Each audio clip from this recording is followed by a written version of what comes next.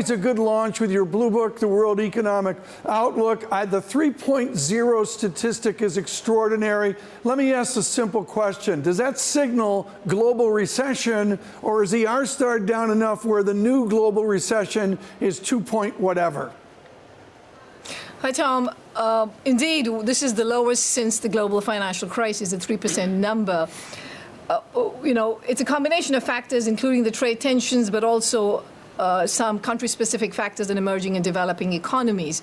Now, to get to a position where we have more countries in a recession-like environment, that's when global growth goes below 2.5%.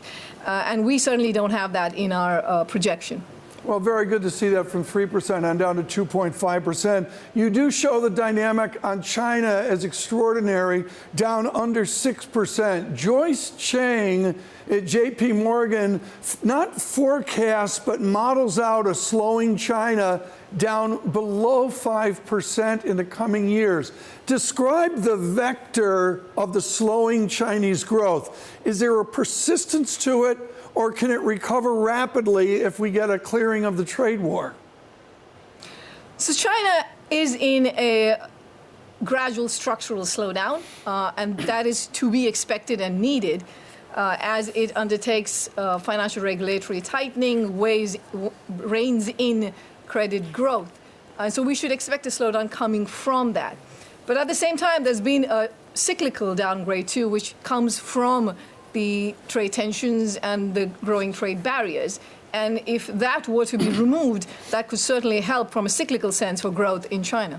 As many know that have followed me for years, the World Economic Outlook is wonderfully detailed. Let me begin, Gita, with away from the growth estimates that make all the headlines, the idea on page 3 of muted inflation. We always see this. Slowdown brings deflation and disinflation as well. Will we see that global deflation and disinflation come over to the United States? Well, what we have right now is a situation where inflation is muted and it's below the target for important regions, including the euro area. We're certainly not seeing deflation at this point in time. Monetary policymakers are using the tools that they have in their toolkit. Now, I should just flag that if you look at wage growth, you certainly see wage growth moving as one would expect in response to tightening labor markets. The missing link is between wage growth into price inflation.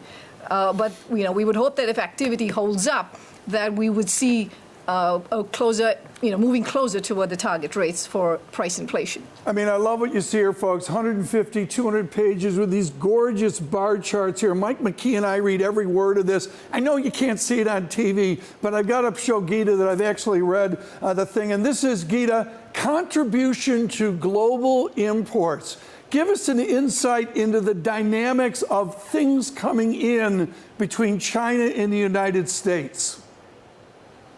Well, I mean, Tom, we have to wait and see how things play out. So the most recent, tentative deal that was struck a few days ago, is something that we just have to wait and see what exactly is there in that package. And it's hugely important that this is a durable, permanent solution, because the negative impact of these trade policies are coming a lot through confidence effects. And if we don't think that there is going to be a durable solution, these effects will continue to have very weak manufacturing, very weak global trade. And we need to stop that.